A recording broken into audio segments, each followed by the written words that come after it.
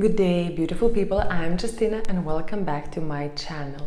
So today, very short video, literally 2-3 minutes. I will show you just how to do very simple mouthwash.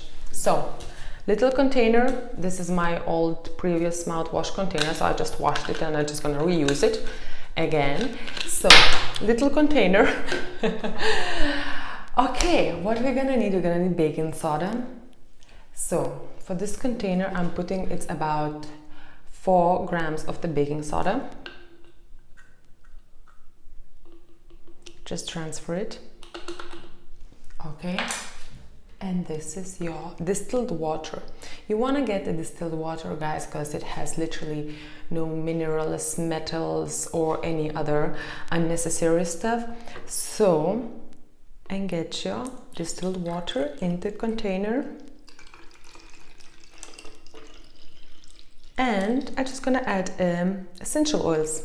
I will add 2 essential oils, just for a few drops of each. So the first essential oil as well, I will use the tea tree essential oil, which is, I mentioned before, that is #1 essential for your oral care. So I will, for this bottle, I will use around 7 drops of this essential oil, because this is pretty strong.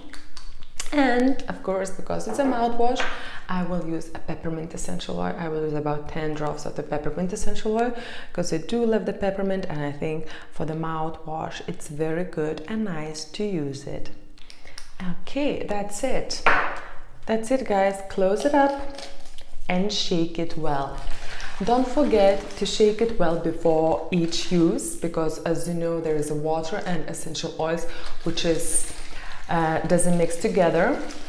So, and make sure you do not swallow it, because tea tree essential oil, it doesn't really matter what kind of brand you have it, it cannot digest inside. Okay, so just do not swallow.